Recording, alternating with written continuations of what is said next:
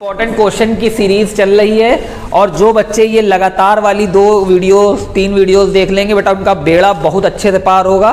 लेकिन अगर तब भी तुम्हें बहुत मेहनत लग रही हो कि नहीं सर कौन देखे, है ना, तो बेटा आप लोग मैं बता दूं 70-75 के बीच में लाइक कर जाओगे, वहीं उतने में नंबर में पास हो जाओगे, इतना मुझे आप पर पूरा विश्वास है। लेकिन अगर थोड़ी मेहनत कर लोगे तो और अच्छे नंबर 90 अबव ले जाओगे। ठीक है, तो एक क्वेश्चन मैं बता रहा हूं कि ऐसा क्वेश्चन डेफिनेटली अगर ऑप्टिक्स से आते तो यही वाले टाइप आते। मैंने हर चैप्टर के टाइप बता दिए ना कि अगर इस चैप्टर से आएगा क्वेश्चन तो ऐसा ही आएगा। इस वाले कल वाईडीएसई मतलब सॉरी या इंटरफेरेंस के सारे बता दिए थे। 1 नंबर में आएगा तो रेशियो वाला, 2 नंबर में आएगा तो वही फ्रिंज विड्थ वाला, 3 नंबर में आएगा तो मैंने क्या बताया था कि उसमें तुम्हें अलग अलग लैम्डा दी रहेगी, और लॉन्ग में आएगा तो कोलैप करने वाला कि 5वीं 7वीं से कर गई। ठीक है, देखो एक क्वेश्चन अब ऑप्टिक्स का बता रहे हैं बेटा, बता रहे हैं भी आपको जो पूछ रहे हो है ना, बता रहे हैं, परेशान ना हो। क्या है समस्या बताओ।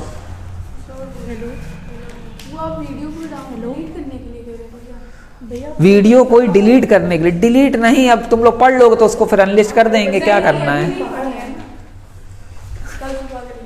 कल सुबह करिएगा। ठीक है चलो, ठीक है चलो, कोई दिक्कत नहीं।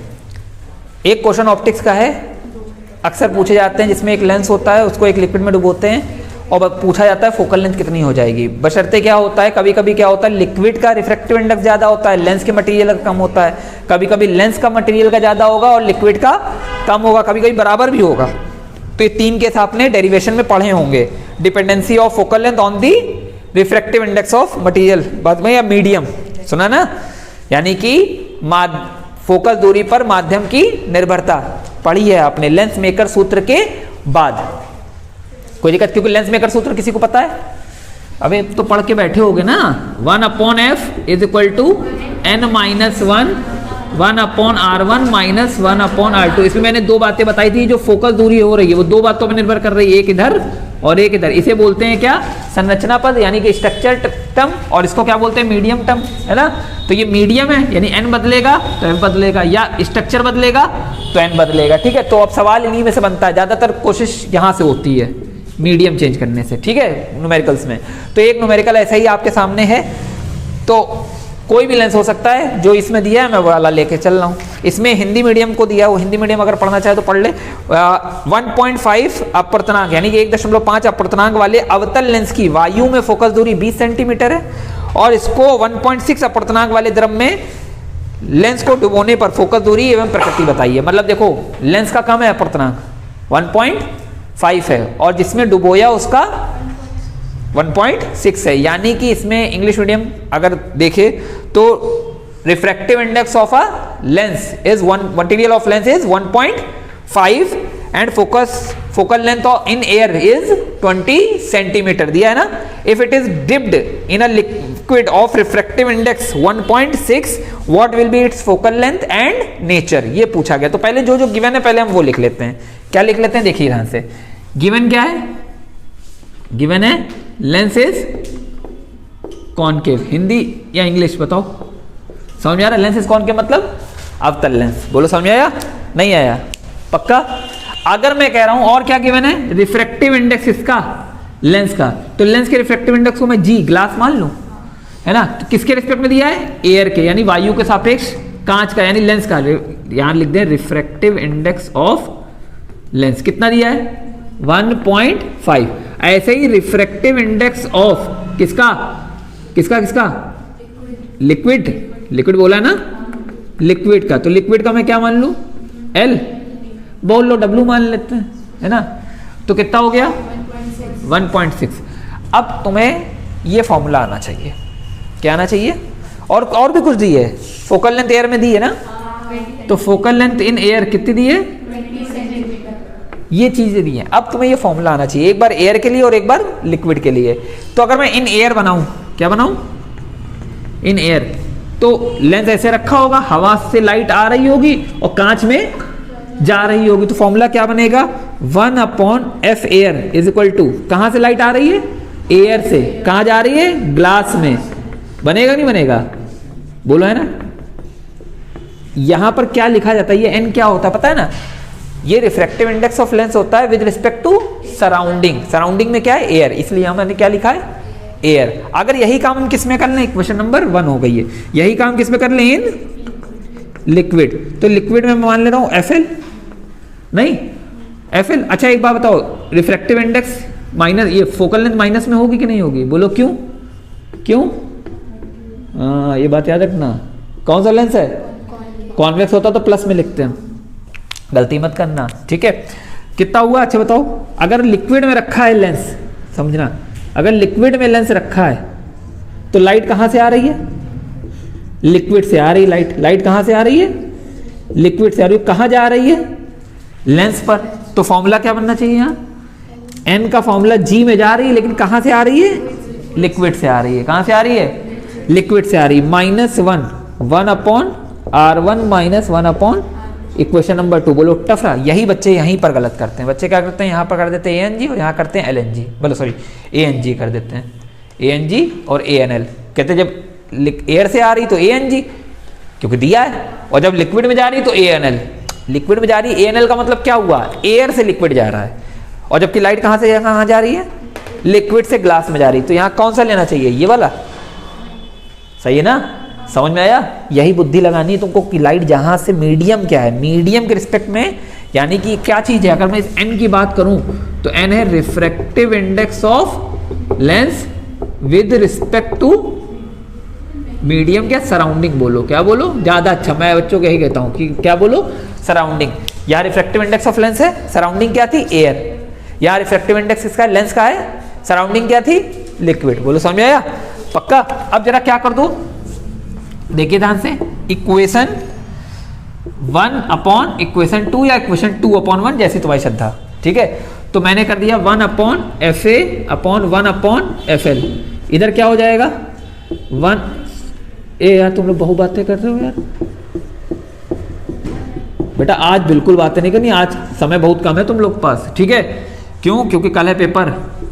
LNG -1 upon R1। स्ट्रक्चर तो चेंज नहीं हुआ ना, लिक्विड में डालकर जाके वही कॉनकेव था।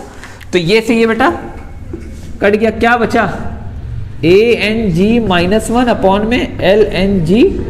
अच्छा बताओ ANG की वैल्यू पता है, यस सर 1.5 पता है। LNG की वैल्यू पता है क्या, नहीं। तो पहले हम LNG की वैल्यू कैलकुलेट कर दें, अलग से कर दें बाहर। क्यों बेटा, कैसे LNG कैलकुलेट होती है, पहले बाद वाला कूदेगा, क्या होगा, फिर L कूदेगा और बचेंगे यहाँ पर A। नहीं समझा, ANG की वैल्यू, ANL की वैल्यू तो 15/16 आ गया, ठीक है। नहीं समझे, डायरेक्ट रख दें। इसकी वैल्यू 1.5 -1। जरा एक बात का बहुत ध्यान रखना, इस अपॉन का, ये अपॉन इक्वल के सामने रहेगा, वरना अपॉन पे अपॉन आता तो तुम लोग गड़बड़ी कर देते हो, फिर सॉल्विंग गलत आ जाती है, आंसर गलत आता है, ठीक है। और नीचे कितना है, ये कितना हो जाएगा FL अपॉन FA। कोई दिक्कत नहीं, समझ में आया। ये कितना हुआ ऊपर, कहाँ माइनस, कहाँ, अच्छा -1, ठीक है। कितना हुआ ऊपर 0.5, नीचे कितना हुआ 15 में से 16 गया, माइनस का 1/16 कितना, कोई समझ आया। इसीलिए मैं नीचे वाले अपॉन को हमेशा तिरछा बनाता हूं, ठीक है। -1/16 कितना हो गया, ये -0.5 इंटू 16 कितना हो गया, -8 नहीं हुआ।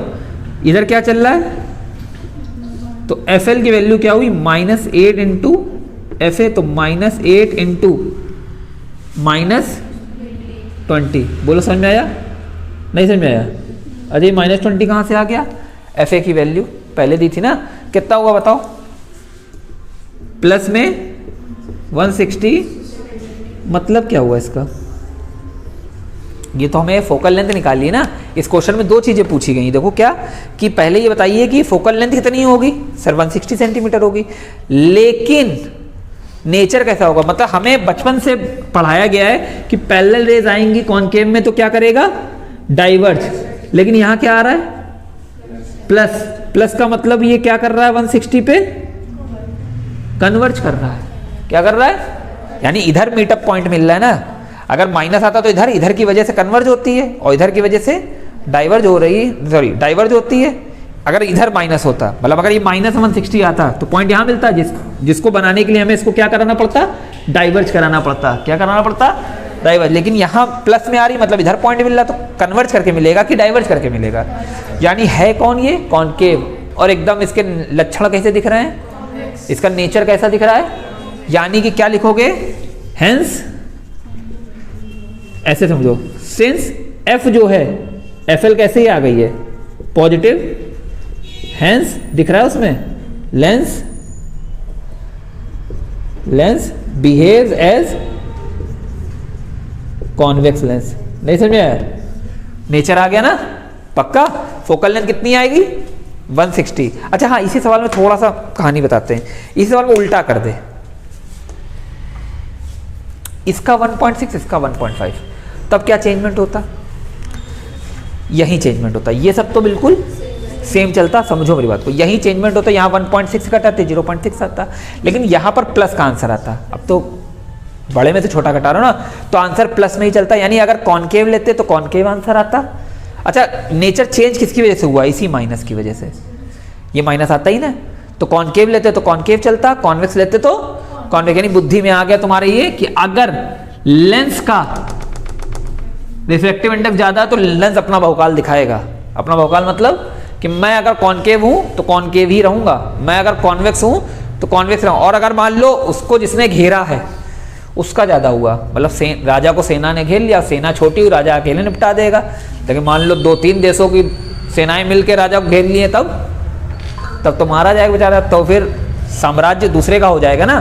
तो अगर मान लो ये चीज कम हुई तो सेना छोटी है घेरने वाली, लेकिन अगर मान लो ये चीज ज्यादा है जैसे यहाँ, तो भाई साहब जीत राजा की नहीं हुई, यानी नेचर बदल गया। लेकिन अगर सोचो दोनों बराबर हुए, दोनों बराबर हुए, तब यार हाथ मिलाएंगे, दोस्ती करेंगे, चलो ठीक है, दोनों लोग अपना अपना राज्य संभालते हैं, ठीक है। अगर दोनों बराबर हुए तब मामला देखना कहाँ बदलेगा, ये तो ऐसे ही रहेगा। यहाँ पर थोड़ा सा चेंजमेंट होगा, ये दोनों बराबर है ना, हाँ कट गया, 1 - 1 समथिंग अपॉन 0 इन्फिनिटी। मतलब फोकल लेंथ इन्फिनिटी, इन्फिनिटी का मतलब कहाँ मिलेगी, अनंत पे। और इन्फिनिटी किसकी फोकल लेंथ होती है, प्लेन मिरर नहीं है यहाँ, यहाँ प्लेन ग्लास स्लैब। यानी लाइट आई तो ना कन्वर्ज हुई ना, कल ही बताया था यार, पावर 0 या फोकल लेंथ इन्फिनिटी होने का मतलब क्या हुआ, ना डाइवर्ज ना कन्वर्ज, सीधे चली जाएगी। और सीधे भेजने वाला काम कौन करता है, एक कांच का प्लेन टुकड़ा, plane mirror, sorry plane glass slab. तो वहाँ लक्षण हमको भी आ रहे हैं, ठीक है, नोट कर लो। अच्छा इंपॉर्टेंट क्वेश्चन है। सवाल के फील को समझो, फील क्या कह रहा है, रुक जाओ, फोटोग्राफी बाद में कर लेना, बढ़िया एकदम रिकॉर्ड हो रहा है, कोई समस्या वाली बात नहीं है। जब चलाना था तब तो वीडियो चला ही नहीं तुम लोगों ने, है ना। देखो इधर मैं कह रहा हूँ, मैं सारी चीज़ 1 से 2 मान के कर रहा हूँ। 2 अलग अलग किताबें, 2 अलग अलग तरीके। कुछ किताब क्या कर रही है, 2 से 1 के लिए सारी चीज़ बना रही है, क्रिटिकल एंगल को भी और नॉर्मल रिफ्रैक्शन को भी। कुछ 1 से 2 बना रही है, क्रिटिकल को भी और नॉर्मल को भी, ठीक है। हम समझते हैं, हम केवल स्नेल्स लॉ पकड़ के चलेंगे। एक बार 1 से 2 नॉर्मल वाला और एक बार 1 से 2 क्रिटिकल वाला, ठीक है। समझना, 1 से 2 में अगर नॉर्मल चलाओ तो n1 sin i, n2 sin r', ये नॉर्मल स्नेल्स लॉ बना। ये क्वेश्चन बन के तैयार हुई। 1 से हम कहाँ जा रहे हैं, 1 से 2, तो इसको मैं क्या लिखूंगा, 1 से 2 है कि नहीं है, n2/n1 1 से 2 होता है। बात समझ आया। तभी तो देखो जब कभी ओपन करते थे WNG को, पहले G कूदता था, फिर ये, तो इसमें पहले कौन कूदेगा 2, फिर कौन कूदेगा 1, यही बनेगा ना। बात समझ आया। अब समझना क्रिटिकल एंगल के लिए, क्रिटिकल एंगल भी हमें 1 से 2 ही बनाना है, क्रिटिकल एंगल 1 से 2 ही बनाना है। तो यहाँ से लाइट भेजो, यहाँ ग्रेस करा दो। अब तुम्हें लग रहा है ये कौन सी लाइट ग्रेस कर रही है, ये वाली लाइट है जो घूम के आ गई। हाँ, यहाँ रिवर्सिबिलिटी ऑफ लाइट है। रिवर्सिबिलिटी ऑफ लाइट क्या कहती है, समझना मेरी बात को। अब तुम लोग के मन में एक सवाल आ रहा होगा, सर क्रिटिकल एंगल के लिए तो लाइट डेंसर से रेयर जानी चाहिए, आप तो रेयर से डेंसर भेज रहे हो, चेक करो, है ना। दरअसल तुम्हारे हमने डायग्राम में ऐसा दिखाया है कि लाइट 1 से 2 आ रही है। अगर मान लो कभी क्रिटिकल एंगल तुमने अच्छे से फील के साथ पढ़ा हो, तुमने तो अधूरा पढ़ा है ना। तो क्या पढ़ाया था, यहाँ डेंसर था, यहाँ अगर डेंसर से लाइट जाती तो रेयरर में ग्रेस करती थी, हाँ है ना। अगर मैं इसको ऐसा मान लूं कि लाइट को मैं ऐसे भेज रहा हूं तो लाइट इधर जा रही है, अगर मैं लाइट को यहां से भेजना शुरू कर दूं तो लाइट तब भी तो यहीं जाएगी। इसे बोलते हैं रिवर्सिबिलिटी ऑफ लाइट। बनाया मैंने रेयरर से डेंसर में है, लेकिन इमेजिन कर लो, इसीलिए मैंने 1 से 2 पहले ही बोल दिया। इमेजिन कर लो लाइट यहां से जा रही है और यहां चली जा रही है, बोलो समझ में आया? तब ये एंगल 90 है, ये एंगल IC मान लिया, हमने उल्टा कर दिया ना, इसी को बोलते हैं रिवर्सिबिलिटी। तो हमने क्या बोला कि जिस जहां पर जो तुमने माना, ये मैंने यहाँ से लाइट अगर मानी आते हुई और यहाँ ग्रेस करती हुई, तो ये एंगल कितना हो गया? Critical angle. और ये लाइट घूम के इधर चली गई, तो ये एंगल कितना हो गया? 90 हो गया। R डैश को कितना मान लिया? 90, I को IC मान लिया। अब समझना, N1 साइन IC, N2 ये 90 मान लिया ना पूरा, साइन 90। जब साइन IC की वैल्यू करी N2/N1 तो वही बना N2/N1 1 N2। तो अब दोनों को इक्वेट करा दिया, तुम्हारे पास आ गया तुम्हारा आंसर। ठीक है, कॉट R डैश ही तो प्रूफ करना था। नहीं समझ में आया? अब अभी भी कोई समस्या है? हाँ या ना? सब कुछ 1 से 2 के लिए हमने मान के कर लिया। बोलो समझ में आया? जल्दी से इसको नोट कर लो, फिर आगे हम बढ़ते हैं, है ना। इसी में एक क्वेश्चन दिया हुआ है, देखिए, a battery passes current I1 in a resistor R1 up to a time t and in another resistor R2 for the time same time current is I2। If heat produce in resistors be same in both condition then prove that small r यानी कि internal resistance of the battery is equal to root R1 capital R1 R2। मतलब क्या है समझो, मेरे पास दो resistances हैं, check करो, एक ये है और एक ये, समझना मेरी बात को। इसका रेजिस्टेंस कितना है? R1 और R2। इसमें करंट जा रही है I1, मैंने अच्छा कैपिटल I स्मॉल I दिया है, स्मॉल I है, तो I1 और I2 है ना, समझना मेरी बात को। दो रेजिस्टेंस है, बैटरी से कनेक्ट है। जब हमने इसको बैटरी से कनेक्ट किया, जिस बैटरी से, उस बैटरी से इसको भी कनेक्ट किया एक बार, और कितने टाइम के लिए? दोनों को सेम टाइम के लिए। नहीं समझ आया? इसको कितने टाइम के लिए कनेक्ट किया मैंने? T टाइम के लिए। तो इसको भी मैंने कितने टाइम के लिए कनेक्ट किया? T टाइम के लिए। सुन लो, ए यार तुम लोग बहुत बेकार है ना। समझो, अगर मैंने सेम पोटेंशियल दिया है, सेम वोल्टेज दिया है, इसका मतलब मैंने इसको किससे कनेक्ट कर रखा होगा? पैरेलल में। नहीं समझ में आया? एक सेल या बैटरी लगा दी मैंने, इसका EMF और इसका रेजिस्टेंस। नहीं समझ में आया? पक्का? बहुत ध्यान सुनो, तभी समझ में आएगा। मैंने जिस बैटरी या सेल से, उन्होंने बैटरी बोली, मैंने सेल बना दिया, कोई समस्या नहीं है। मैंने जिस बैटरी या सेल से इसको कनेक्ट किया है, तो दोनों का पोटेंशियल, बोले एक बार इसको कनेक्ट किया और एक बार इसको, तो पोटेंशियल सेम ही तो रखना है, तो मैंने पैरेलल में कनेक्ट कर दिया फॉर एग्जांपल, समझो। तो T टाइम के लिए इसको भी कराओ, T टाइम के लिए। लेकिन ये जो गर्म हुआ, इसने कितनी हीट प्रोड्यूस करी? H2, और इसने कितनी हीट प्रोड्यूस करी? H1। और सवाल ने बोला है दोनों का हीट प्रोडक्शन क्या है? सेम है। दोनों का हीट प्रोडक्शन, दोनों में ऊष्मा उत्पन्न जो करी है, उस ऊष्मा का उत्सर्जन किया है, वो क्या है? सेम है। यानी H1 और H2 क्या करा है? बराबर किया है। और तुम्हें प्रूफ करना है, क्या प्रूफ करना? बहुत ध्यान सुनो, प्रूफ करना जो इंटरनल रेजिस्टेंस है इसका, ये R, वो root of capital resistances product होगा। बोलो हाँ है ना? नहीं समझ में आया? और कुछ इसमें दिया है? और कुछ तो नहीं दिया। ठीक है, चलो भैया शुरू करें। कैसे होगा? अच्छा ये बताओ, हीट का फॉर्मूला क्या होता है? हाँ, अगर मैं अकॉर्डिंग टू क्वेश्चन कहूँ तो H1 is equal to H2 है, और मैंने H का फॉर्मूला पढ़ा है। मैंने, तुम ये मत सोचो दोनों पैरेलल में लगे हैं, रेजिस्टेंस पैरेलल में नहीं लगे हैं, पता लगे इक्विवेलेंट निकाल डालो। मैंने इसलिए बनाया है कि एक बार इस बैटरी को इससे जोड़ा गया है और एक बार इस बैटरी को इससे जोड़ा गया है, ठीक है। तो दोनों में सेम करंट थोड़ी ना होगी। अच्छा ये मत कभी सोचना कि बैटरी सेम है तो करंट हमेशा सेम आएगी। एक 5 वोल्ट की बैटरी को हमने एक बल्ब से जोड़ा और एक 5 वोल्ट की बैटरी को एक पंखे से जोड़ा, दोनों में करंट सेम जाएगी, ऐसा नहीं, क्योंकि बैटरी सेम है। बैटरी से निकलने वाली करंट इस पर भी डिपेंड करती है कि आगे रेजिस्टेंस कितना है। 5 ओम का लगाओगे तो उसके हिसाब से 12, मान लो फॉर एग्जाम्पल 10 वोल्ट की बैटरी है, 10 वोल्ट की बैटरी को तुमने 5 ओम रेजिस्टेंस से लगाया तो कितनी करंट आएगी? 10/5 2 एम्पियर। और 10 वोल्ट की बैटरी को तुम 10 ओम से लगाओगे तो 1 एम्पियर। तो करंट बदल जाएगी ना, सेम ही बैटरी के लिए। तो बैटरी सेम हो तो इसका मतलब ये नहीं करंट भी सेम हो। तो मैंने पैरेलल नहीं बनाया है, एक बार इस बैटरी को किससे कनेक्ट किया है, एक बार इस बैटरी को इससे कनेक्ट किया और एक बार इस बैटरी को इससे कनेक्ट किया। तो दोनों में करंट अलग अलग होगी? सेम अलग अलग होगी, क्योंकि रेजिस्टेंस अलग अलग है। बोलो समझ में आया? तो H का फॉर्मूला होता है क्या? H का फॉर्मूला होता है, बच्चों ने पढ़ा था, I² RT। तो इसका फॉर्मूला क्या हो जाएगा बताओ? हाँ वेरी गुड, सही जा रही हो। और I2² R2T, T से T बेटा, क्योंकि सेम टाइम के लिए। तो I1² R1 is equal to R2। अब समस्या है I1 I2 की, I1 I2 में नहीं पता। तो एक बात बताना जरा, थोड़ा सा फील करके, अगर मैंने तुमको कभी आज से बहुत साल पहले, है ना, इंटरनल रेजिस्टेंस रेजिस्टेंस में कोई रिलेशन, मान लो केवल एक ये रेजिस्टेंस, पहले वाली बैटरी को मैंने इससे जोड़ा है पहले वाले से, या कोई रेजिस्टेंस है बाहर जिसका वैल्यू है आर, ईएमएफ है इसका ई और स्मॉल आर, मैं कहूँ इसमें कितनी करंट होगी तो क्या होगा करंट का formula, current equal to total voltage, ये तो करोगे, अपॉन में टोटल रेजिस्टेंस, ये फॉर्मूला होना चाहिए करंट का कि नहीं होना चाहिए। तो पहली वाली करंट का क्या फॉर्मूला होना चाहिए, I1 का फॉर्मूला क्या होना चाहिए, बैटरी तो सेम है, E upon R1 plus small r, क्योंकि स्मॉल आर भी सेम है। जब इस बैटरी को इससे कनेक्ट करोगे तब भी वही स्मॉल आर है, जब इस बैटरी को इससे कनेक्ट करोगे तब भी वही स्मॉल आर, तो क्या I1 का फॉर्मूला ये बनना चाहिए, हाँ है ना, इनटू में क्या है, और I2 का फॉर्मूला क्या बनना चाहिए, E अपॉन किस फॉर्मूले से बनाया ये हमने, बोलो समझ में आया। तो अगर मैं इसमें होल स्क्वायर ओपन कर दूं,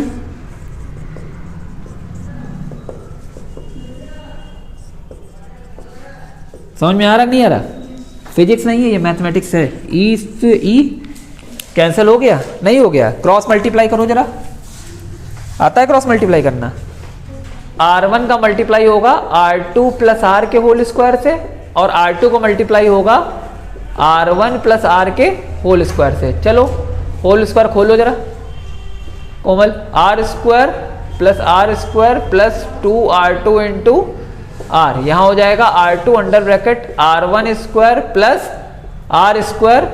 प्लस 2R1 पीयूष, समझ में आ रहा, a प्लस बी का होल स्क्वायर। अब मल्टीप्लाई कर लो जरा, R1 R2 square plus R1 R square plus 2R1 R2 into r, इसमें भी कर लो R1 square R2 plus R2 r square, नहीं समझ में आया, plus 2R1 R2 into are, भी कुछ बच्चों को समझ में नहीं आया, मल्टीप्लाई किया नॉर्मल, नहीं समझ में आया। ये से भाई ये वाले कैंसिल, क्या बच गया इधर, R1 R2 square plus R1 R square, यहां बचा R1 स्क्वायर R2। बेटा बहुत केयरफुली करना, कहाँ R1 है कहाँ R2 है। अब मुझे R चाहिए ना, मुझे प्रूफ दैट में R की वैल्यू निकाली, स्मॉल r की, तो स्मॉल r वालों को एक तरफ, तो यहां पहले से क्या है, ये है, ये वाला जब इधर आएगा कोई दिक्कत, यहां क्या बच गया, ये उधर जाएगा। बार बार मैं कह रहा हूं ये पैरेलल कंडीशन में नहीं लगे हैं, मैंने एक बार बैटरी इससे कनेक्ट करी है, फिर एक बार बैटरी उससे कनेक्ट करी है, ठीक है। देखो इधर कितना आया, कितना हो गया, ये आर स्क्वायर कॉमन हो गया, तो R1 माइनस यहां से R1 और R2 कॉमन कर लिया, चेक करो, जब इसमें से एक R1 कॉमन हो गया तो R1 बचा, R2 बाहर निकल आया है। अब इसमें से क्या करा, R1 बाहर निकल आया है, कुछ नहीं बचा, तो R2 में से एक R2 निकला तो R2 बचा होगा, ये सही है, तो आर स्क्वायर बराबर R1 R2, तो R की वैल्यू हो गई रूट, नहीं आया, बात समझ आई, पक्का, फटाक से इसको नोट करो। देखिए नेक्स्ट टॉपिक बहुत इंपॉर्टेंट टॉपिक्स में है, आता है पेपर में, इसलिए मैं बता रहा हूँ। देखिए संयुक्त सूक्ष्मदर्शी मतलब कंपाउंड माइक्रोस्कोप। कंपाउंड माइक्रोस्कोप में सबसे पहले हम इसका प्रस्तावना यानी इंट्रोडक्शन लिखेंगे, इंट्रोडक्शन में इसके बारे में बताएंगे क्या होता है। तो एक संयुक्त सूक्ष्मदर्शी एक ऐसा प्रकाशिक यंत्र है जो अत्यंत सूक्ष्म वस्तुओं जैसे बैक्टीरिया है ना, सूक्ष्म जीव, इनका स्पष्ट प्रतिबिंब बनाने या कह सकते हो बनाता है। बात समझे, नहीं समझ आया, लिख लोगे, यानी वह प्रकाशिक यंत्र जिसकी सहायता से हम अत्यंत सूक्ष्म वस्तुएं जैसे बैक्टीरिया, जैव है ना, इनको स्पष्ट देख सकते हैं, उन्हें हम संयुक्त सूक्ष्मदर्शी कहते हैं। The optical instrument with the help of which can see micro organism like bacteria, viruses etcetera known as compound microscope. बोलो समझ आया, नहीं आया, उस ऑप्टिकल इंस्ट्रूमेंट को हम कंपाउंड माइक्रोस्कोप कहते हैं। दूसरा है इसकी कंस्ट्रक्शन। कंस्ट्रक्शन कैसे करते हैं, इसमें एक लॉन्ग सिलेंड्रिकल ट्यूब होती है, इसमें एक खोखली बेलनाकार नली होती है, जिसके एक एंड पर क्या लगा होता है, समझना, एक एंड पर एक कॉन्वेक्स लेंस लगा होता है। क्या लगा होता है,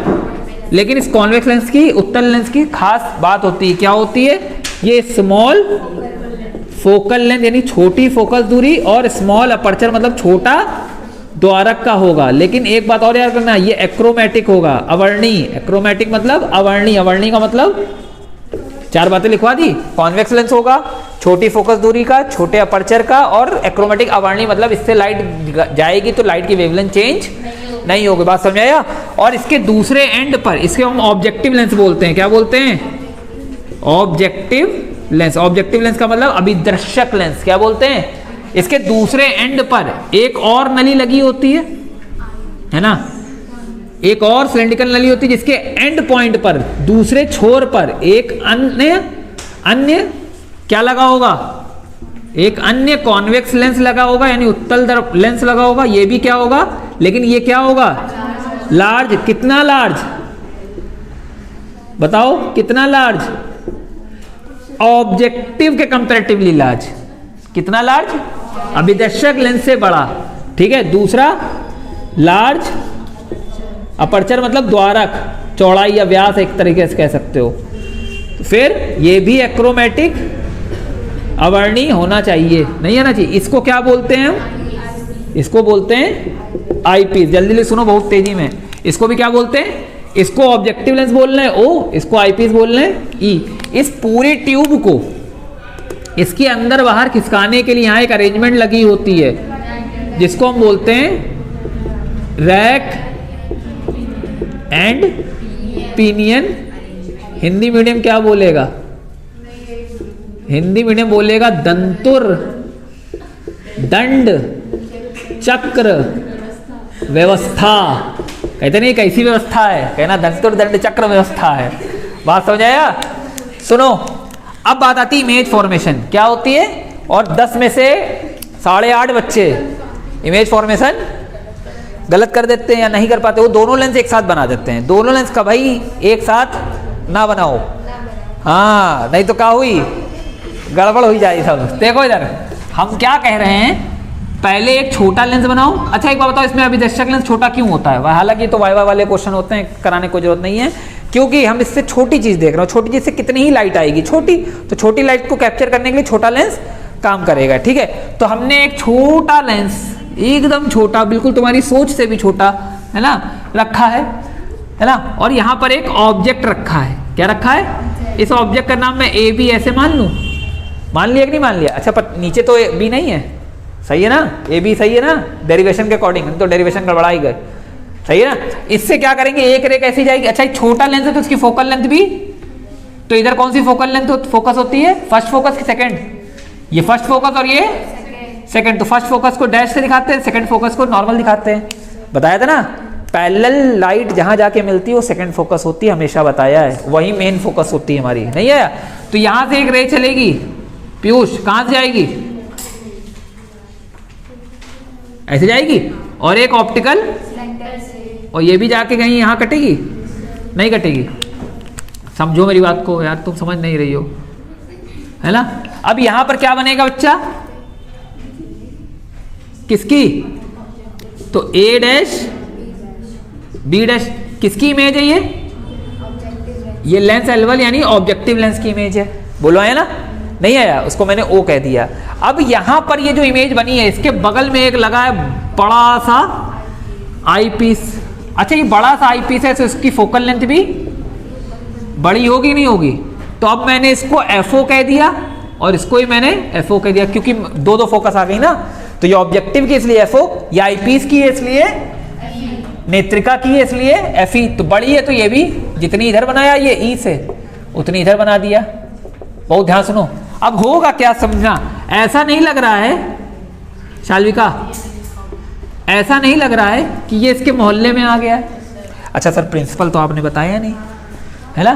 देखो बेटा, प्रिंसिपल इसका ये कहता है कि अगर तुम किसी भी ऑब्जेक्ट को किसी कॉन्वेक्स लेंस की फोकल लेंथ के अंदर रख दोगे, मतलब उसकी डिस्टेंस, ऑब्जेक्ट की डिस्टेंस उसकी फोकल लेंथ से कम हो जाए, तो हमेशा कॉन्वेक्स लेंस उसका कैसा इमेज बनाएगा? आभासी, सीधा और बड़ा, इरेक्ट, वर्चुअल और इनलार्ज्ड। हमेशा चेक करो हो गया कि नहीं, चेक करो हुआ कि नहीं हुआ। क्या ये वाला ऑब्जेक्ट जो इसके लिए, मतलब ये वाली इमेज है इसकी, जो इसके लिए ऑब्जेक्ट का काम कर रही है, वो इसकी फोकस के अंदर नहीं आ गई? फोकस के अंदर आ गई है तो इसके लिए कैसा इमेज बनाएगा? ये इसका वर्चुअल बनाएगा, सीधा बनाएगा, और सीधा मतलब इसी के जैसा, और इनलार्ज। तो अगर मैं यहां से एक रे ऐसे सीधे चलाऊं, बहुत ध्यान समझना, एक रे मैं सीधे चलाऊं, तो ये रे कहाँ से जानी चाहिए? फोकस से जानी चाहिए। ये रे कहाँ से जानी चाहिए? फोकस से। और एक रे कहाँ चलाऊं? है ना, आईपीस, यानी आईपीस की ऑप्टिकल सेंटर से। तो ये रे कहाँ मिलेंगी जाके पीछे? कहीं यहां मिलेगी, मान लो यहां मिला, बोलो है ना। तो ये क्या हुआ? ए डबल डैश, बोलो है ना। लेकिन अभी एग्जैक्ट पोजीशन हमको नहीं मिली है, जो हमने A double dash B double dash अपने मन से बना दिया। अभी ये भी तो रेज हैं, तो ये रेज भी इस तरीके से, हिंदी मीडियम ध्यान दो इधर, ये रे भी इस तरीके से क्या करेंगी? रिफ्रैक्ट करेंगी कि इसको ही पीछे बढ़ाओगे तो ये भी जाके वहीं पर मिलेगी। बोलो समझ? तो ये स्केल से तुम बनाओगे तो इतनी दूरी आराम से, मेरी लहर गई ना थोड़ी, तो तुम स्केल से बनाओगे तुम्हारे लिए सही बनेगा। अब जरा ध्यान से देखो, हम इसको देख कहां से रहे हैं? वेरी गुड, यहां से देख रहे हैं, सही कह रही है, आंखों से देख रहे हैं। यहां आईपीस बनाओगे। अच्छा, ये एंगल क्या होगा पता है? ये आईपीस से देख रहे हो ना, जब हम किसी ऑब्जेक्ट को देखते हैं, किसी इंस्ट्रूमेंट से, तो हम ऑब्जेक्ट नहीं देखते बल्कि उसकी इमेज। जैसे हम लोगों ने चश्मा लगा रखा है और मैं मान लूं इनको देख रहा हूं, तो मैं इनको थोड़ी ना देख रहा हूं, मैं इनकी इमेज को देख रहा हूं। तो जो इमेज का विद लेंस एंगल बनता है आंखों पे, उसे बोलते हैं बीटा। क्या बोलते हैं? और विदाउट लेंस बने आंखों पे तो उसे बोले अल्फा। अगर मान लो ये चीज ना होती तो सीधे एक ऑब्जेक्ट होता जिसको हम निहार रहे होते हमारी आंखों से, है ना। तो ये इमेज ऑब्जेक्ट है ए और बी, चेक करो। तो यहां पर जो एंगल बनता वो होता अल्फा, यहीं से डेरिवेशन। और ये कितनी दूर होगी तो हमें दिखाई देगी? ये होनी चाहिए least distant of distinct vision, यानी स्पष्ट दृष्टि की न्यूनतम दूरी, जहां तक हम देख सकते हैं पास से पास। बहुत पास लाओगे तो अक्षर क्या हो जाएंगे तुम्हारे किताब के? ब्लर हो जाएंगे। तो लगभग ये होती है 25 सेंटीमीटर एक हेल्दी पर्सन के लिए। बेटा तुम हेल्दी हो, तुम समझ लो, है ना, क्योंकि तुम चश्मा नहीं लगाते। नहीं, ये चश्मा लगाती कहाँ हुई हेल्दी? जैसे मान लो ये नहीं लगाती तो इसकी आंखें एकदम चौकस हैं, है ना, तो ये अपना देख सकती है 25 सेंटीमीटर तक। लेकिन हम लोग नहीं देख सकते ना, हम लोग बिना चश्मे के 30 पे नहीं देख पा रहे हैं। 25 की बात कर रहे हो तुम लोग। रियलिटी बताएं, सुनो, अगर आपको चश्मा लगा तो आपकी आंखें कमजोर नहीं है, कमजोर उनकी है जिनकी चश्मा नहीं लगा है। हम लोग की आंखें ज्यादा पावरफुल हैं। हाँ, ये रियलिटी होता है बेटा, क्योंकि हम लोग का इमेज जल्दी बन जा रहा है। मतलब हमारा लेंस जो है, आई का लेंस है, वो उसे ज्यादा कन्वर्ज, लेंस का काम क्या होता है? कन्वर्ज करना। क्या करना? कन्वर्ज। और हम लोग दूर की चीजें नहीं देख पा रहे हैं, यानी लेंस हमारा ज्यादा कन्वर्ज कर रहा है। ज्यादा कन्वर्ज करना मतलब ज्यादा पावर। तो हमारे लेंस की पावर ज्यादा है, तुम्हारे लेंस की पावर कम है, इसलिए हम लोग की आंखें ज्यादा पावरफुल हैं। तो हम लोग, हाँ ये रियलिटी है, सच्चाई है। हाँ, जबरदस्ती लगाएंगे अपने आप को पावरफुल शो कराने के लिए। देखो बेटा, बता तो रहे तुम हेल्दी नहीं हो, है ना। अब इसको हम प्रूव करते हैं। क्या करते हैं? अच्छा एक बात बताना, जो इसकी प्रूफ करने में मैग्नीफाइंग पावर निकालते हैं, एम। एम क्या होता है? Beta upon alpha. अच्छा एक बताओ, क्या अल्फा बहुत छोटा है? जरा इन ट्राइंगल, इसको कुछ नाम दे दें। क्या नाम दिया? चलो मैं इसको ई डैश दे देता हूँ, आंखें है ना, ई दे चुका हूँ इसलिए ई डैश ए बी। अगर ए, सुन लो बेटा, यही चीज तुम लोग को नहीं आती है, E dash A B. Alpha बहुत छोटा है तो लगभग हम tan अल्फा निकाल लें। tan अल्फा परपेंडिकुलर अपॉन, तो ए बी अपॉन ए ई। कोई दिक्कत? ए ई डैश, बोलो समझ आया? नहीं आया तो विदाउट साइन अभी रखो, ए बी अपॉन डी। बोलो हाँ या ना? लिख सकते तुम, विद साइन भी लेकर चलो, कोई दिक्कत वाली बात नहीं। हम सारे साइन लास्ट में रखेंगे, ऐसा मैं मान ले रहा हूं। अगर मैं बीटा निकालूं तो किस ट्राइंगल में निकलेगा? बीटा किस ट्राइंगल में निकलेगा? A dash B dash E. In triangle A dash B dash E. Sir बीटा अभी बड़े वाले से भी तो निकाल सकते, जब आराम से छोटे वाले मिल रहा तो कहे। तो beta is approximate equal to tan beta. बोलो समझ में आया? इधर देखो बेटा, बाद में देखा ना मेहंदी हिंदी, इधर देखो, है ना। तो क्या हुआ? ए डैश बी डैश, ए डैश बी डैश अपॉन में ए डैश बी डैश अपॉन में ए डैश ई। ए डैश बी डैश नहीं पता, लेकिन ए ई डैश तो पता है ना। बोलो क्यों? लेंस से, लेंस L2 है ना, ये लेंस L से ऑब्जेक्ट तक की डिस्टेंस क्या होती है? UE। अब समझना सारी डिस्टेंसेस, ये डिस्टेंस क्या होगी? UO। इसने यहां इमेज बनाई है तो ये डिस्टेंस क्या होगी? VO। इसने यहां इमेज बनाई है तो ये डिस्टेंस क्या होगी? V। और V किसके बराबर होती है? ठीक है, वो बात की बात है, अभी मैं वी लेकर चलूंगा। बोलो समझ आया? नहीं आया? पक्का? और दोनों लेंस के बीच की दूरी को हम बोलते हैं लेंथ ऑफ माइक्रोस्कोप। क्या बोलते हैं? दोनों लेंस के बीच की दूरी को बोलते हैं सूक्ष्मदर्शी की लंबाई। क्या बोलते हैं? बोलो इतनी असर में आ गई। ए डैश ई कितना हुआ? विदाउट साइन अभी, है ना? चलो चेक करते हैं इधर। मैग्नीफाइंग पावर यानी आवर्धन क्षमता क्या हो जाएगी? m बराबर बीटा अपॉन अल्फा। बोलो समझ में आया? फ्रेम में आ रहा है? हाँ चल रहा है? Beta by alpha. इधर देखो तुम मुस्किया रही हो, बताओ इतने मेहनत से हम पढ़ा रहे हैं। ठीक है करने दो। m is equal to beta की वैल्यू क्या हो जाएगी बताओ?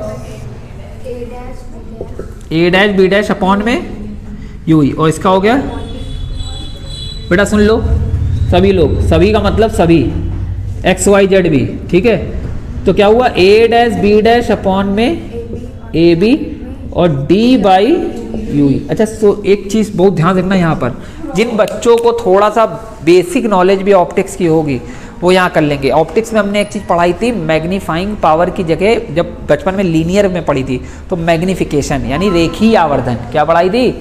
रेखीय आवर्धन। समझना, ये आवर्धन क्षमता है। आवर्धन क्षमता कुछ और नहीं, रेखी ये भी आवर्धन ही होती है, लेकिन ये एंगल में होती है, वो डिस्टेंसेस में होती है। समझना, अगर मैं रेखीय आवर्धन तुमसे कहूँ ए डैश बी डैश निकालोगे, बट जरा ध्यान से रखो A dash B dash upon A B, बहुत ध्यान से देखना, तभी अलग कलर से लिख रहा हूँ। दिख रहा है कि नहीं दिख रहा है? A dash B dash upon A B. A dash B dash क्या है? ये। ए बी क्या है? ये किस लेंस से कोरिलेट हो रही है? इस लेंस से। यानी इस लेंस के लिए ऑब्जेक्ट कौन है? ये। तो ये ऑब्जेक्ट की हाइट हो गई, ये इसके। तो image height upon object height क्या होती है? मैग्निफिकेशन। लेकिन किसकी मैग्निफिकेशन है ये किसकी मैग्निफिकेशन है? ऑब्जेक्टिव लेंस की है। और किसी लेंस की मैग्निफिकेशन हमने यही बताई थी कि v अपॉन यू होती है कि नहीं होती है? और किस लेंस की है ये? तो हम इसको क्या लिखेंगे? vo upon. बोलो समझ में आया? नहीं आया? पक्का? तो इसको हटा दें, ये तो शायद समझ में आ गया होगा। पक्का? तो अगर मैं ध्यान से देखूं, बहुत ध्यान देखना, अगर मैं तुमसे कहूं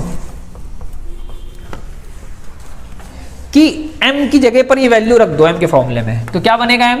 बताओ फटाक से। m is equal to A dash B dash की जगह बनेगा v upon U O D by U. अब करते हैं विद साइन कन्वेंशन। क्या भाई? कन्वेंशन भी तो बहुत जरूरत है। विद साइन कन्वेंशन बहुत ध्यान रखना, जिस लेंस को पकड़ रहे हो उसका left side minus right side plus. पहले हम यूओ और वीओ को पकड़ रहे हैं। अच्छा बताओ वीओ कैसा है? Plus VO. यूओ कैसा है? माइनस यूओ। डी कैसी है? Minus D. चेक करो, लेफ्ट साइड है ना आंखों के लिए। और यूई कैसा है? Minus U. चेक करो, लेफ्ट साइड है उस लेंस का। सारी वैल्यूज रखो रखो रखो। M is equal to plus V O minus U O minus D minus U E. तो m की वैल्यू आ गई minus V O upon U O U E. बोलो समझ में आया? ये आया जनरल फॉर्मूला। क्या आया? General formula. अब जनरल फॉर्मूला अगर ये आया है तो दो केस होते हैं। क्या होते हैं? जब ये वाली जो इमेज बनी है वो तुम्हें दिख रही कि नहीं दिख रही अभी? ये कौन सा केस हुआ? LDDB में बनने में, यानी कि स्पष्ट दृष्टि की न्यूनतम दूरी में बन रही है। एक केस होगा जब ये वाली इमेज इन्फिनिटी बनेगा। तो पहले केस फर्स्ट का डायग्राम बना ही हुआ है। केस फर्स्ट का diagram is the image formation diagram, वही है, कोई दिक्कत वाली बात नहीं है। तो अगर मैं केस फर्स्ट करूं, कितनी इमेजेस बनती हैं इसमें? दो इमेज बन रही। चेक करो जरा, एक ये बनी है, एक ये। तो हम इसे फाइनल इमेज बोलेंगे। क्या बोलेंगे? तो क्या बोले? जब अंतिम प्रतिबिंब स्पष्ट दृष्टि की न्यूनतम दूरी पर बने, तो VE कहाँ बनना चाहिए? D पे बनना चाहिए। फाइनल इमेज कौन बनाता है? आईपीस। तो आईपीस ने जहां इमेज बनाई वो उसका V है, तो VE कहाँ बने? D। और माइनस क्यों लिया है? तो लेंस फॉर्मूला क्या होता है बताओ? लेंस सूत्र बताओ। 1 upon F is equal to 1 upon V minus 1 upon U। तो किसके लिए? नेत्रिका के लिए चिन्ह सहित। नेत्रिका मतलब eyepiece, for eyepiece with sign convention. ये कौन है? आई पीस के साथ बेटा, आई पीस के लिए 1/FE, कॉन्वेक्स इसलिए प्लस ही रहेगा, 1/VE है ना, माइनस 1/UE। UE कैसा होगा? माइनस, और VE की जगह पे क्या रख दें? तो क्या हो जाएगा? 1/FE माइनस D प्लस, हमें तो चाहिए भैया D/UE। क्या चाहिए? तो क्या कर दें? Multiply by D/FE, D by minus D, D by UE, यही कर दें। तो देखो ये से ये कट गो, -1 बचा उधर जाके, तो D/UE की वैल्यू 1 प्लस, ये वैल्यू को, इसको मैं 1 मान लूँ, है ना, पुट समय बेटा बतियाओ नहीं बेटा, समीकरण 1 में तुम्हें ऐसा नहीं लग रहा कि बतियाने से तुम्हारा ही नुकसान हो जाएगा, है ना? कब सीखोगे ये सब बातें?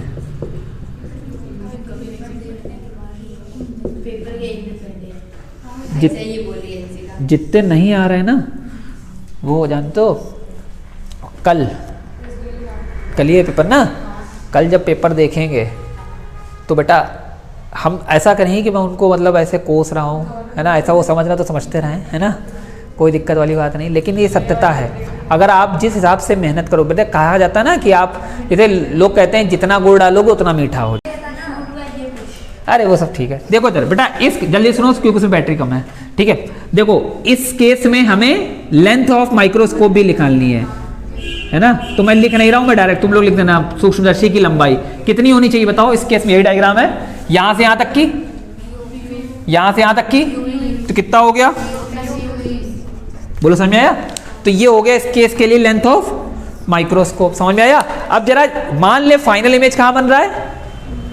इन्फिनिटी पे। बेटा जल्दी से इसको नोट करो तो इसी में बता दें, फाइनल इमेज कहां बन रहा है? इन्फिनिटी पे। हटाएं, देखिए किसी कारणवश वीडियो बंद हो गई थी, लेकिन अब समझ लो, ये जनरल फॉर्मूला निकाल दिया था। स्पर्शदृष्टि की न्यूनतम दूरी में निकालने के लिए VE की वैल्यू -D लेंगे, तो हमने ये FE हो गया, ये VE हो गया, और विद साइन लेना है तो UE हमेशा लेफ्ट साइड है, तो माइनस में VE की वैल्यू -D डाली, UE माइनस माइनस प्लस का हो गया, D से मल्टीप्लाई करके D/UE की वैल्यू निकाली, ये 1 हो गया, -1 उधर जाके +1, तो D/UE की वैल्यू ये निकल के आ गई। इसको मैंने यहाँ D/UE की जगह रखा, तुम्हारे पास ये आया। और लेंथ ऑफ माइक्रोस्कोप निकालने के लिए दोनों लेंसों के बीच की दूरी चाहिए हमें L1 L2, तो क्या होगा, यहाँ से यहाँ तक VO है, यहाँ से यहाँ तक UE है। विद साइन मत ले लेना, मतलब VO में से UE घटा दिया, है ना, तो विदाउट साइन, क्योंकि हमें दूरी लेनी है, तो ये चीज़ हमेशा कैसी होनी चाहिए, है ना, मॉड में होनी चाहिए। बोलो समझ आया? पक्का? अब देखो अगर अंतिम प्रतिबिंब कहाँ बने? इन्फिनिटी पे। जब अंतिम प्रतिबिंब कहाँ बने? अनंत पर बने। कहाँ पर? अनंत पर बने। तो अनंत पर बने उसके लिए VE कहाँ बनना चाहिए? इन्फिनिटी पे। अब सुनो, एक चीज़ सुन लो बेटा, इसका डायग्राम बहुत ध्यान सुनो, ये ऐसा बता दें। अच्छा एक बताओ, फोकस पे ऑब्जेक्ट रखता है तो, मतलब सॉरी, अनंत पे ऑब्जेक्ट होता है तो इमेज कहाँ बनती है? फोकस पे। और फोकस पे होगा तो इमेज कहाँ बनेगी? इन्फिनिटी। अगर मुझे इन्फिनिटी पे इमेज बनानी है तो इस ऑब्जेक्ट को मुझे कहाँ रखना पड़ेगा? इसकी फोकस पे। यानी हम अगर डायग्राम देखें, बहुत ध्यान से बेटा, ये डायग्राम सुन लो, ये ऑब्जेक्ट था, एक ये ऐसे चली, इसकी फोकस ये है और ये है, बोलो है ना, ऐसे जाएगी, और दूसरी वाली ऐसे जाएगी। ये जो इमेज बना है, ये इमेज कहाँ बननी चाहिए? FE पे बननी चाहिए, नहीं बननी चाहिए? तो ये दूरी कितनी हो गई? UE, जिसे हम कह देंगे FE है ना। UE किसके बराबर होनी चाहिए? FE के बराबर। तो यहाँ से एक रे सीधी चली, फोकस से जाएगी, और दूसरी वाली ऑप्टिकल से, तो ये चीज़ कैसी जा रही है? ये चीज़ कैसे हो जाएगी? इसी तरीके से ये वाली रे भी अगर पीछे ऐसे जाएंगी तो ये रे भी कैसी हो गई? तो कहाँ बनेगा? इन्फिनिटी पे। बोलो समझ आया डायग्राम? नहीं? अच्छा, यहाँ से यहाँ तक की डिस्टेंस क्या थी? VO। अब ये डिस्टेंस कितनी है? FE। ये डिस्टेंस कितनी है? FE। यानी UE की जगह पे क्या आ गई? FE। चेक करते हैं, तो फॉर्मूला यही लगेगा। आईपीस के लिए, नेत्रिका के लिए चिन्ह सहित, क्या बोला मैंने? चिन्ह सहित। बहुत ध्यान रखना, जल्दी बेटा, चिन्ह सही, ये हो जाएगा FE, ये हो जाएगा VE, ये हो जाएगा माइनस, अच्छा VE कितना रखना है, इन्फिनिटी, ये हो गया प्लस का FE। हमें तो चाहिए क्या, D अपॉन UE, तो क्या कर दें D से, ये तो भैया 0 हो गया, ये तो 0 हो गया, तो यहाँ क्या बनेगा D बाई, अब D बाई UE की जगह क्या रख दें, अच्छा यहाँ से एक चीज़ दिखाएं, मज़ेदार चीज़, 1 upon FE equal to 1 upon UE मिलेगा, तो यहाँ से देखो एक चीज़ मिली, UE किसके बराबर, मिला कि नहीं मिला, तो D बाई UE पूरा पूरा D बाई FE के बराबर, तो M का फॉर्मूला क्या आएगा, डायरेक्ट कर दें, M का फॉर्मूला दिख रहा है, माइनस VO, यहाँ है M का फॉर्मूला माइनस VO, वहाँ अब एग्जाम में अपना लिख विख के कर लेना, क्या हो जाएगा D बाई UE की जगह D बाई FE। अच्छा लेंथ ऑफ माइक्रोस्कोप बताओ यहाँ पर, लेंथ ऑफ माइक्रोस्कोप बताओ यहीं पर, इन्फिनिटी के लिए VO प्लस FE विदाउट चिन्ह, ठीक है यार, पॉजिटिव लेके, क्योंकि डिस्टेंस बनानी है ना हमको, नहीं समझा, फटाक से नोट करो।